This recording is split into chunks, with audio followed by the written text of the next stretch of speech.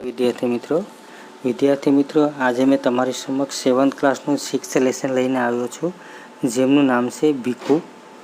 તો પહેલાં આપણે ભીખુ પાઠના જે લેખક છે તેનો આપણે પરિચય જોઈ લઈએ. તો ભીખુ પાઠના લેખક છે ગૌરીશંકર ગોવર્ધનરાય જોશી. એનું ટૂંકમાં નામ છે ધૂમકેતુ. તો પહેલાં આપણે ગૌરીશંકર ગોવર્ધનરાય જોશીનું આપણે પહેલાં પરિચય જોઈ લઈએ. તો ધૂમકેતુનો જન્મ છે તે ઈસવીસન 1892માં થયું હતું અને તેમનું મૃત્યુ છે તે ઈસવીસન 1965માં થયું હતું.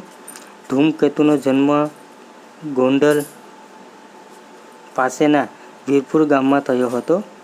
ગુજરાતી સાહિત્યમાં ટૂંકી વાર્તાના ક્ષેત્રે ધૂમકેતુનું પ્રદાન એ વિશેષ જણાતું હતું. તણખા મંડળના 4 ભાગ ઉપરાંત બીજા 20 જેટલા વાર્તાઓ તેમણે આપ્યા છે. પોસ્ટ ઓફિસ, ભૈયા દાદા, રાજપૂત રાણી, એક ટૂંકી મુસાફરી, જીવનનું પ્રભાત, પૃથ્વી અને સ્વર્ગ, હૃદય પલટો, આત્માના આંસુ, આ વગેરે તેમની ટૂંકી વાર્તાઓ છે. તો અહીંયા ધૂમકેતુએ સરસ મજાનું એક ભીખુ, એક માંગણ નામનો ભીખુ હોય તે માગીને પોતાનું જે કુટુંબ ભરણ પોષણ કરતો હોય છે, એ પોતાના નાનકડા ભાઈઓને એ પોતાનું એ ભીખ માગીને ખવડાવતો હોય છે. ત્યારે એ સરસ મજાની એ ભિખારીની એક વાર્તા છે અને તેનું માતૃ હૃદય કેટલું જબરજસ્ત હતું તે વાર્તા વાંચીને આપણને પણ થાય કે એ પોતાના ભાઈ માટે એ કેટલું બધું કરે છે. અને આજે આપણે આ પોતાના ભાઈ છે તે એક ભાઈ 2 ઓસરીએ, એક જ ભાઈ છે તે બંને ભાઈઓ એક ઓસરીએ રહેતા હોય અને બંને ભાઈઓનું જ છે તે ભળતું ના હોય. એ 2 ભાઈઓ છે તે એક ઓસરીની અંદર એ 2 ભાગ કરી નાખે છે. એ કુટુંબ છે તે વેરવિખેર થઈ જાય છે. એને પોતાના ભાઈ પ્રત્યે પણ એટલી લાગણી રહેતી નથી. તો અહીંયા ભીખુ છે પોતાના ભાઈ માટે ભૂખ્યો રહીને પણ એ કેટલું સરસ મજાનું કામ કરે છે. તો સરસ મજાનું અહીંયા લેસન છે એ ધૂમકેતુનું. એ ભિખારી છે, ભીખુ નામનો જે ભિખારી છે એ પોતાના કુટુંબ ભરણ પોષણ માટે પોતે ભૂખ સહન કરીને એ ખોટો એ દાળિયા ખાઈને મેં ખાધું છે એવો બહાનો બતાવીને આખો દિવસ આખી નાઈટ ભૂખ્યો રહે અને એના ભાઈઓને છે તે ખવડાવે છે. તો સરસ મજાની અહીંયા એક ભિખારીની વાર્તા છે. તો જોઈએ આપણે આ વાતની અંદર કે આપણા અંતરને સ્પર્શી જાય એવી જબરજસ્ત અહીંયા એ ધૂમકેતુજીએ કહાની લખી છે. તો જોઈએ આપણે અહીંયા શું કહે છે આ વાર્તાની અંદર. સાંજના 7 થવા આવ્યા હતા. સાંજના એટલે કે સાંજનો સમય છે, 7 વાગવા આવ્યા હતા અને ઊંચે ચડેલા મિલના ધુમાડા નીચે ઉતરીને વીજળીની રોશનીની ઝાંખી કરી રહ્યા હતા. જે મિલો હતી એ મિલોના ધુમાડા છે તે ઊંચે સુધી જતા હતા અને વીજળીની લાઇટને છે તે ઝાંખી કરી દેતા હતા. મોટર ગાડી, સાયકલ અને માણસોના ઠઠારાથી બજાર વરચક હતું. સાંજનો સમય હતો એટલે એ સિટીની અંદર મોટર ગાડી, સાયકલ અને માણસોનો ઘસારો એટલે કે માણસો પણ અવરજવર બહુ હતી. આખું બજાર છે તે એ ભરચક હતું. અકસ્માતથી બચવા માટે હું ફૂટપાથ પર ચાલતો હતો. અહીંયા ભીખુ કહે છે કે હું જે અકસ્માત એટલે કે જે એક્સિડન્ટથી બચવા માટે હું ફૂટપાથ એટલે કે જે માણસનો ચાલવાનો રસ્તો છે ફૂટપાથ ઉપર હું ચાલતો હતો. એક કંગાળ પર ઇતની રહેમ કરો. અહીંયા એક સ્ત્રી છે તે એ બોલે છે એક કંગાળ પર ઉપર ઇતની રહેમ કરો એટલે કે અમારા ઉપર એટલી દયા કરો. દર્દથી બોલાયેલા શબ્દોએ પગને આગળ જતા થંભાવ્યા. પાછા ફરીને જોયું તો હું 3 દરવાજા પાસે ઊભો હતો. અહીંયા લેખક કહે છે કે જેવો આવો અવાજ આવ્યો એટલે મારા પગ છે તે થંભી ગયા અને પાછા ફરીને મેં જોયું તો હું 3 દરવાજા પાસે આવીને ઊભો એટલે કે 3 જે બાજના દરવાજા હતા ત્યાં આવીને હું ઊભો રહ્યો. ફરી એ જ શબ્દો સાંભળ્યા. ફરી વખત પાછા એ લેખકે એ જ શબ્દ સાંભળ્યા, એક કંગાળ પર ઇતની રહેમ કરો. મેં ડોકું જરાક ખેંચ્યું તો દરવાજા વચ્ચેની સાંકડી કમનમાં એક અત્યંત કંગાળ સ્ત્રી બેઠી હતી. લેખક છે તે એ દરવાજામાં વચ્ચે આવીને જોયું તો એક સાંકડી એ કમાનની અંદર એક અત્યંત કંગાળ એટલે કે અતિશય ભિખારી એ છે તે બેઠી હતી. ભિખારણ એટલે કે કંગાળ સ્ત્રી છે તે બેઠી હતી. એટલી વારમાં તો મને રસ્તા વચ્ચે ઊભાયેલા જોઈને કેટલાક માણસો ધક્કા મારીને આગળ ચાલતા ગયા. હું જેવો રસ્તા ઉપર ઊભો હતો ફૂટપાથ ઉપર એવામાં ઘણા બધી માણસો ત્યાંથી જતા હતા, ટ્રાફિક પણ બહુ હતી, એટલે મને ધક્કા મારતા મારતા મને આગળ લઈ ગયો, મને ત્યાં સ્થિર રહેવા દીધો નહીં. એવામાં વચ્ચેના જે સરિયામ માર્ગ ઉપર એક નાના છોકરાને રસ્તો ઓળંગતો મોટરના મોંમાં મૃત્યુના મુખમાં જતો જોઈને મારી રાડ ફાટી ગઈ. લેખક છે તે એ રસ્તા ઉપર જ્યારે એ નજર કરે છે ત્યારે એક નાનકડો છોકરો છે તે રસ્તો ઓળંગવાની કોશિશ કરતો હતો. ત્યારે એ મોટરના મોંમાંથી એટલે કે મોટરના એક્સિડન્ટથી તે બચી ગયો. એના મૃત્યુના મુખમાં જતો એ જોઈને એ લેખકથી રાડ પડી ગઈ, એનાથી રહેવાયું ન. એટલે કે છોકરાને એ બચાવવા માટે તેની રાડ પડી ગઈ. સહજ જ એ તરફ જોયું દોડ્યો, પણ એ પહેલાં તો શોફરે અત્યંત ચાલાકીથી છોકરાને ઉગારી લીધો. અહીંયા લેખક છે તે છોકરાને બચાવવા માટે જાય છે, તો જે શોફેર હોય એ શોફેર છે તે એના પોતાની ચાલાકીથી એ છોકરાને છે તે બચાવી લીધો, એને એક્સિડન્ટ એને મરવા દીધો નહીં. ને તેની માં આગળ વધીને હાફળી ફાફળી દોડતી હતી તેના તરફ એક ઠપકાભરી નજર નાખી, હોર્ન વગાડી મોટર આગળ ચાલવી મૂકી. જે આ ભિખારીની માં હતી એ હાફળી ફાફળી થઈ ગઈ અને એના બાળકને એ ઠપકો આપ્યો અને એના બાળકને છે તે એણે લઈ લીધું. કોણે? જે શોફેર હતો એણે ઠપકો આપ્યો કે તમારા બાળકને તમે હાંચવતા હોય તો આમ રોડ ઉપર છે તે ખુલ્લા મૂકી દો છો, એમ કરીને હોર્ન વગાડીને આગળ જતો રહ્યો. તો વિદ્યાર્થી મિત્રો, જોયું આપણે પેજ નંબર 32 ઉપર ધૂમકેતુ સરસ મજાની કહાની છે તે આપણને સંભળાવે છે. જોઈએ આગળના પેજ ઉપર 33 ઉપર. તો ફરી વખત એક વખત તમે આ પેજને રીડ કરી લો, ત્યારબાદ પાર્ટ 2 ની અંદર આપણે જોઈએ. Thank you. તો વિદ્યાર્થી મિત્રો, જોઈએ આપણે આગળ પેજ નંબર 33 ઉપર. તો અહીંયા આપણે જોયું હતું પેજ નંબર 32 ઉપર કે અહીંયા જે ગાડીવાળો છે તે એ 2 શબ્દ બોલીને જાય છે પેલા બાળક માટે એ સંભાળતા હોય તો તમારા બાળકને, અને એ આગળ જતો રહે છે. અહીંયા લેખક છે તે પાછો હટ્યો ત્યાં એક જણા સાથે ભટકાયો. અહીંયા જે ભિખારી છોકરો હતો એ ત્યાંથી ભાગ્યો એટલે એક બીજા માણસને છે તે ભટકાયો. માફ કરજો માસ્તર, એ કહે છે માફ કરજો માસ્તર કહીને એક જણો ભટકાતો ચાલ્યો ગયો અને બીજો જણો છે તે એ લેખકને ભટકાતો જતો એ પણ ચાલ્યો ગયો. ને એટલામાં તો પેલી કંગાળ સ્ત્રીના એના એ શબ્દ બીજી વખત સંભળાયા. અહીંયા જ્યારે પેલી જે કંગાળ સ્ત્રી શબ્દ બોલતી હતી, એ કંગાળ પર ઇતની રહેમ કરો, ફરી વખત એ શબ્દો છે તે લેખકના કાને સંભળાય છે. એ સ્ત્રી બેઠી હતી તે ખૂણામાં અંધારામાં મેં નજર ફેરવી. લેખક કહે છે જે સ્ત્રી છે અંધારામાં બેઠી હતી એ ત્યાં અંધારામાં મારી નજર ગઈ. તેને મારી નજર ફેરવી તેના તરફ. તેના પગ પાસે ઉઘાડે શરીરે 3 બાળકો સૂતા હતા.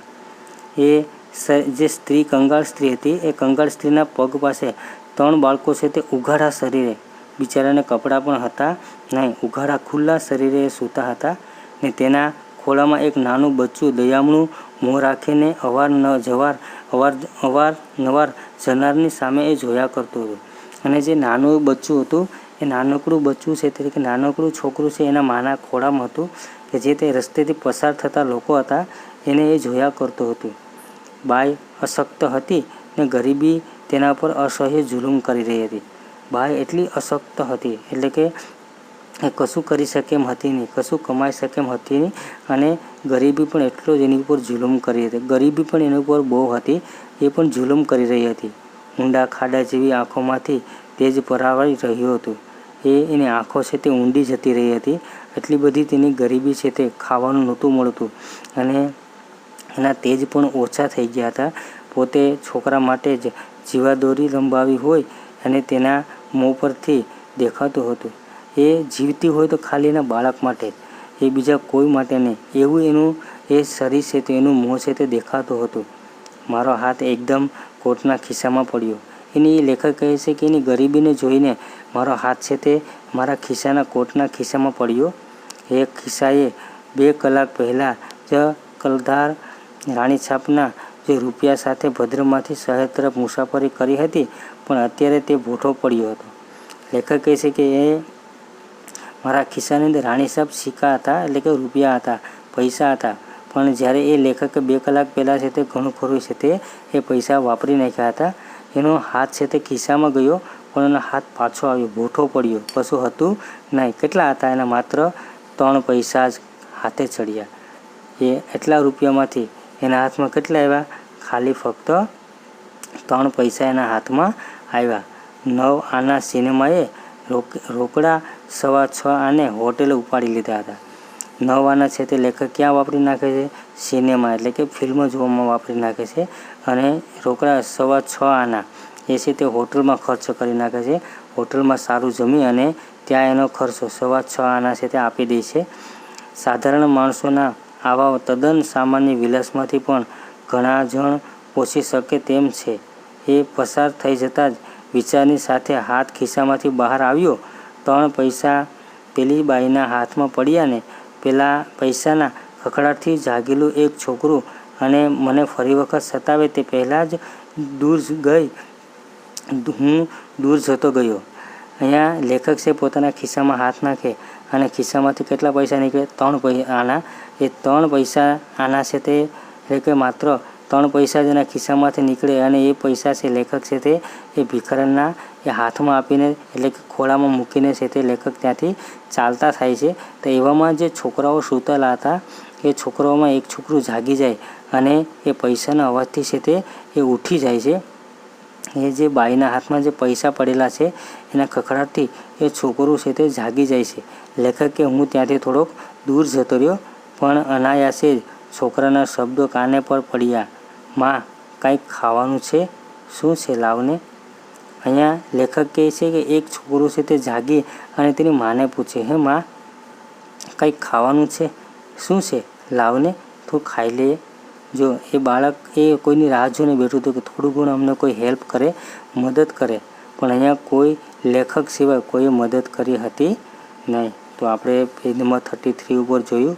હવે પછીનો પેજ છે તે 34 ઉપર આગળ આપણે જોઈએ. Thank you. વિદ્યાર્થી મિત્રો, જોઈએ આપણે પેજ નંબર 34 ઉપર. આપણે પેજ નંબર 33 ઉપર જોયું હતું કે લેખક છે તે 3 આના પૈસા આપીને એ ત્યાંથી જતા રહે છે એટલે થોડા દૂર જાય છે અને એક બાળક છે તે પૈસાના ખખડાટથી જાગી જાય અને તેની માતાને પૂછે, હેમાં કંઈક ખાવાનું છે? શું છે? લાવને જોઈ લો. ત્યારે અહીંયા જોઈએ આગળ પેજ નંબર 34 ઉપર. ત્યારે તેની બા બોલે છે, ખાવાનું તો ભાઈ લાવે ત્યારે, પણ એ ગયો ક્યાં? ક્યારનો ગયો છે? અહીંયા તેની મા કહે છે, ભાઈ ખાવાનું તો ભાઈ લેવા ગયો છે, એ લાવશે ત્યારે તને ખાવાનું આપી. પણ તે કહે છે કે એ ગયો છે ક્યાં? ક્યારનો ગયો છે? પાછળથી લારીવાળાનો હટો ભાઈ હટોનો અવાજ આવતા જ હું એક તરફ ખસ્યો. અહીંયા એક લારીવાળો છે ત્યાંથી નીકળે છે. લેખક ઊભાને કે હટો ભાઈ હટો, સાઈડમાં રહ્યો. એ છે તે એ લેખક છે તે એને ખસે એટલે કે રસ્તો આપીને તે સાઈડમાં ઊભી જાય છે ને શિંગોડાવાળાએ એક જ જાતના સ્વરોની વચ્ચે થઈ પગથી પર ચડાવી ગયો અને તેથી જે શિંગોડાવાળા હતો તે લેખક જ્યાં ઊભા હતા તેના પગ ઉપરથી તે ચડાવીને જતો રહે છે.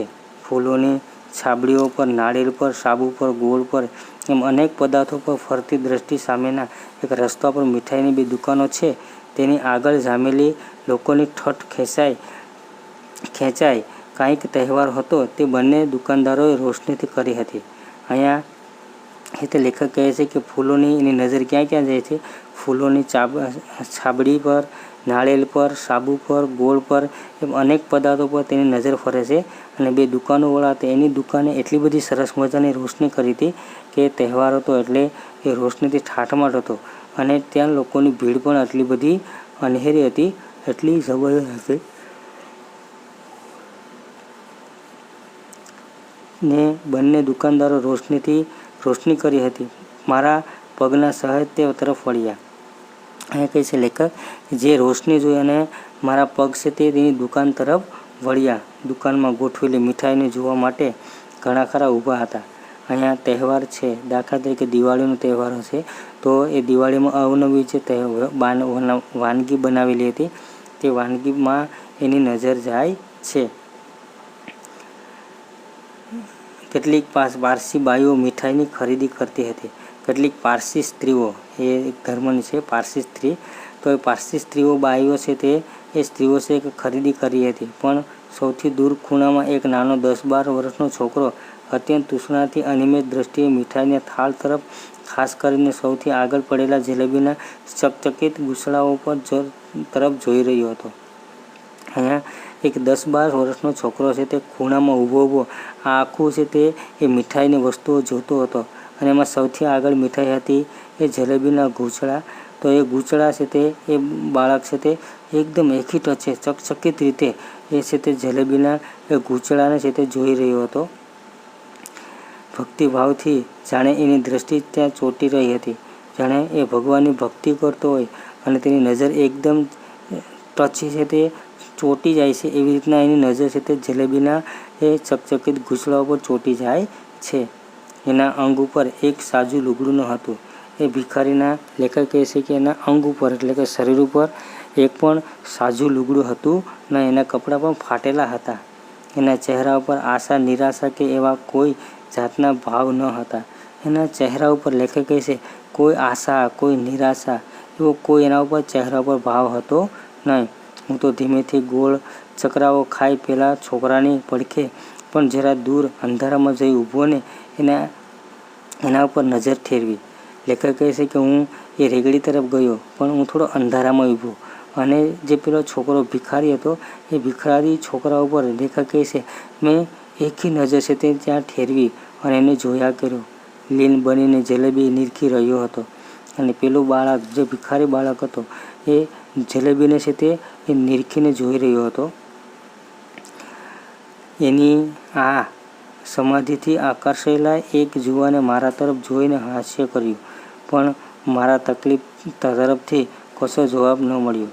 આ જે એકી ટચે જોયેલા બાળકને હું જોતો હતો, કોઈક વ્યક્તિ બીજો ત્યાં મારા ઉપર એને હાસ્ય કર્યું એટલે કે મારા ઉપર હસ્યો, પણ મેં એના તરફ કંઈ કશો જવાબ આપ્યો નહીં. દુકાનદાર તરફ વળ્યો, ત્યાં જઈને મેં જોયું, પણ પેલા માણસ તરફ મારી નજર ગઈ નહીં. પાસે જલેબીનું પડીકું બંધાવીને તેમાંથી એકાદ કાઢીને ખાતો ખાતો પેલા છોકરા પાસેથી પસાર થયો. અહીંયા પાસેર એટલે કે પૂરું નહીં, એટલે કે અડધું અને 25% એટલે કે પાસેર એ છે તે લેખક છે તે અહીંયા લે છે અને એ પડીકો બંધાવે છે અને પડીકામાં એ એકાદ ઘૂસડું છે તે પોતાના મોઢા મૂકીને ખાતો ખાતો ત્યાંથી પસાર થાય છે. અડધી આશામાં અડધી ઘેલછામાં. પણ પેલા છોકરાએ જરાક હથેળી લંબાવી સુગંધ લઈ શકાય એટલી નજીકથી એ પડીકાવાળા જુવાન સાથે જલેબીની પસાર થઈ જોઈ તેનું મોં પાણી થઈ ગયું. અહીંયા આપણે પેજ નંબર 34 અને 35 બંને સાથે જોઈ લઈએ છીએ. અહીંયા લેખક કહે છે કે પેલા બાળક એ જે જલેબી ખાતું હતું એના તરફ આ ભિખારીની નજર જાય છે અને એ જે જલેબી ખાતો હતો એ જોઈને લેખકના એટલે કે ભિખારીના મોઢામાં છે તે પાણી થઈ ગયું. એને જોયા કર્યો કે મારી પાસે આ જલેબી ક્યારે આવી જાય. તે પગના અંગૂઠા ઉપર જરાક ઊભો થઈ ગયો અને એ બિચારો છે તે પગના અંગૂઠા ઉપર એ નાનો હતો એટલે પોતાના પગ ઉપર છે જરાક ઊભો થઈ જાય છે. નીચો થયો, ફરી શરીર ઊંચું કર્યું અને તરત જ એ નીચો થઈ પોતાનો બોઠો પડેલો હાથ તેણે પોતાના લગર વગર કંગાલ પહેરણમાં છુપાવી દીધો. એ બિચારો છે તે ભિખારી એ પેલા પાસે ભીખ માગે છે, પણ એને કોઈ ભીખ નથી આપતો. કેટલા વાર એને હાથ છે તે લંબાવ્યો, ક્યારનો કેટલી સમય સુધી એના સામે હાથ લંબાવ્યો, પણ પેલા માણસે એક જલેબીનું ઘૂસડું એને આપ્યું નહીં અને બિચારાનો હાથ છે તે લગર વગર ભોઠો પડ્યો. એટલે કે એ ભોઠા પડેલા હાથ છે તે એ લગર વગર એ કપડાઓની અંદર એ તે છુપાવી દે છે. પાછળથી મોટરના ભૂંગળાનો અવાજ થયો. આગળથી એ આંખ પણ નથી કે શું એમ કોઈ પારસી બાનુની સાથે આવેલા પટ્ટાવાળાએ ધમકાવ્યો અને પેલા ઊભેલા કોઈકને જા અહીંથી કેમ ઊભો છે. અહીંયા એ છોકરો છે તે રસ્તા ઉપર ઊભો છે અને એક મોટર ગાડીઓનો અવાજ આવે છે. એમાં એક કોઈ બોલે છે એ કાંઈ દેખાતું નથી કે શું અહીં રસ્તાની કિનારે ઊભો છે, ક્યારના હોર્ન મારું સાંભળતું નથી.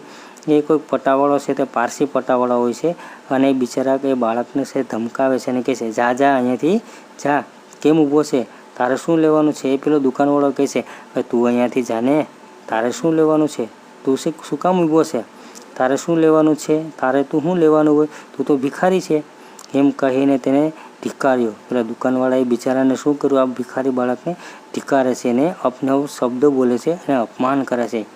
બધા વેગને દાબતો હોય તેમ તે ધીમે દ્રઢ પગલે પાછો ફર્યો. એ બિચારા બધા લોકો તે ભિખારીને એટલે કહે છે કે જે ગરીબ હોય અને બધા લોકો હેરાન કરતા હોય છે.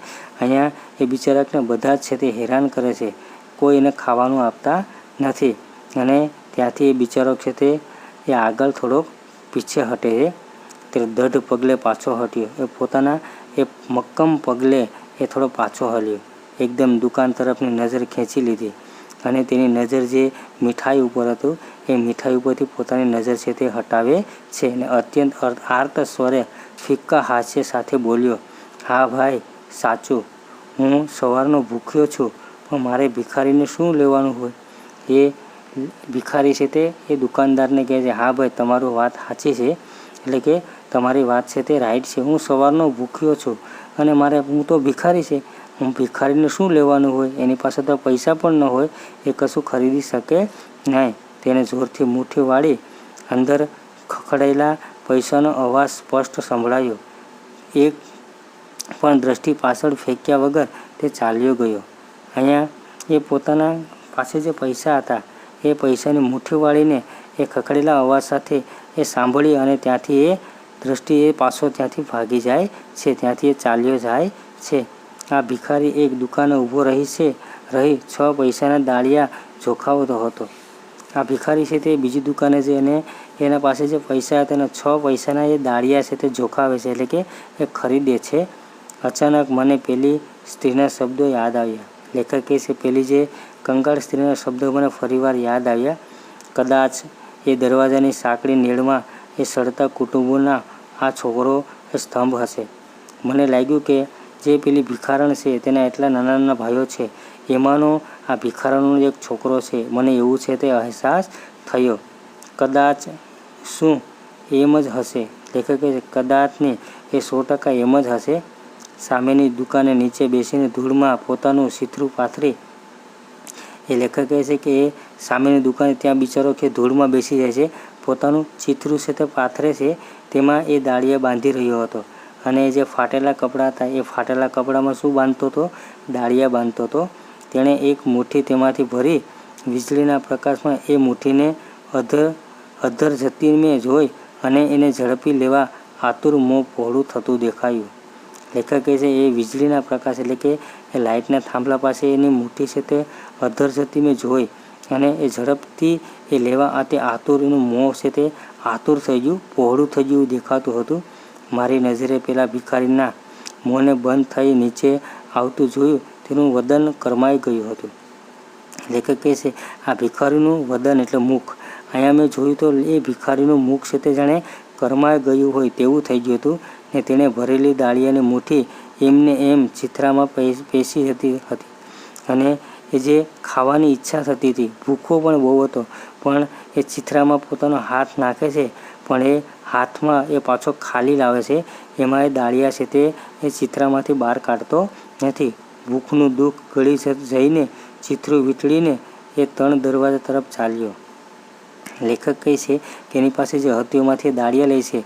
જેવો તે દાળિયા ખાવાની કોશિશ કરે પણ એ ખાઈ શકતો નથી. પાછું એ ચિથરું છે તે બાંધી દે છે અને એ જે સાંકડી જે શેરી હતી જે ત્યાં છે તે એ 3 દરવાજાવાળી શેરીમાં છે તે આ છોકરો છે તે ચાલતો થાય છે. તેની મા પાસે જતો રહે છે અને પેલી સ્ત્રી પાસે ગયો. પેલા છોકરા એને વળગી પડ્યા. એ ભિખારીની સ્ત્રી પાસે આ પેલું ભિખારણ બાળક ગયું. ભિખારી બાળક જેવો ત્યાં પહોંચ્યો એટલે એના ભાઈઓ છે તે તેને વળગી પડ્યા. ભાઈ, શું લાવ્યો? ને વળી સ્ત્રીએ પોતાની ફાટેલ તૂટેલ ગોદડી ઉપર તેને બેસાડીને પૂછ્યું, બેટા, તે કંઈ ખાધું? અહીંયા ભિખારી છે તેના બાળક પ્રત્યે કેટલો અનહદ પ્રેમ કરે છે. એ સ્ત્રી પોતાના ફાટેલા ગોદડી ઉપર એને બેસાડે અને કહે છે, હે બેટા, તે કંઈ ખાધું છે? એને પૂછે, બેટા, તે કંઈ ખાધું? મારા અંગમાંથી ટાઢની ચમકારી છે તે પસાર થઈ ગઈ. લેખક કહે છે આ જે તેની માતાના શબ્દો સાંભળ્યા ને તો એનાથી મારા શરીરના રોમે રોમ છે તે ઊભા થઈ ગયા, એટલે કે રૂવાટી છે તે ઊભી થઈ ગઈ. હા માં, તે શાંતિથી બોલ્યો. જો એક ભિખારી આખો દિવસનો ભીખો હોવા છતાં એ કહે છે, હા માં, મેં ખાધું છે. મેં તો બહુ દાળિયા ખાધા, ખૂબ પાણી પીધું અને પછી આવ્યું. એ બિચારો દાળિયા ખાવા ગયો પણ એના ભાઈઓ તેને યાદ આવ્યા, તેની મા તેને યાદ આવી.